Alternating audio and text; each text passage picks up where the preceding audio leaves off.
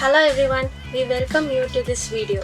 In this video, we are going to learn about levels of learning and remembering. There are 4 levels in learning. They are rote learning, understanding, application and correlation. Rote learning.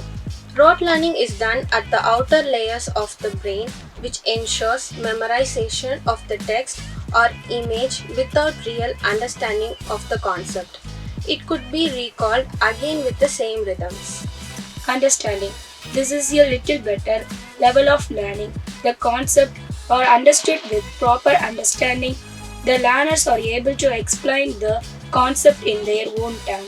Application. In this level of learning, the learner is able to apply the understood concept in a different situation. For example, teacher may assign group projects to help students apply their knowledge and skills to real world problems. Correlation. And the last one, correlation, which means the learner is able to imagine or realize the relationship between the concept learned. So, learning and understanding can be facilitated in learners by emphasizing organized, coherent bodies of knowledge, by helping learners to learn how to transfer their learning, and by helping them use what they have learned. So we hope that you have learned about the level of learning. Now let us see about remembering. Remembering is also called memory. Psychologists have provided a variety of definitions on memory. Wordsworth says memory consists of remembering what has previously learned, and Rayburn says that the power that we need to store our experience and to bring them into the field of consciousness sometime after the experiences have occurred is termed as memory. And the meaning of remembering is that it is process of consciously recalling or becoming aware of previous events, experiences or information. Types of memory. There are 3 major types of memory. They are immediate memory, permanent memory and rote memory.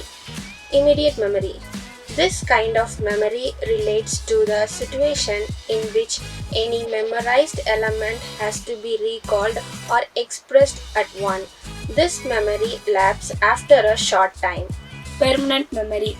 Under permanent memory, it is possible to remember a thing permanently. Remembering our name is the simple example of permanent memory. Rote memory. This kind of memory is found in children because they are highly skilled in learning by rote, something which they have not understood. For example, learning a poem by repeating it frequently. Let's see the factors of remembering. Learning. In order to memorize a thing, the first essential it is learning. The process of establishing association of ideas in the mind is learning. If we have learned a thing well, we shall be able to retain it for long and it will be easy to recollect and remember it. Retention. It is necessary to retain in mind what has been learned. Invariably, memory depends upon retention. Psychologists have opinion that retention depends upon mind, health and interest. It is the function of the mind to select certain experiences and arrange them in proper order.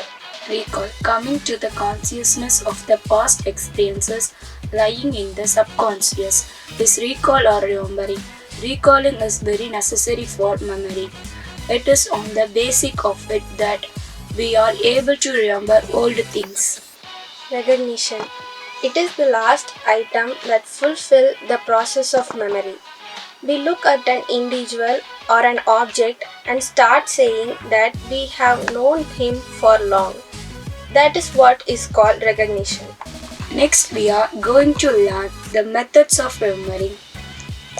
To develop the memorizing capacity and learning capacity, some methods are used. First one is recitation method. Recitation means repetition from memory. The recitation capacity will reveal the standard of the students as to how much one has learned and how much one has to learn yet. This method provides continuous attempted recall or self recitation. Second one, whole method.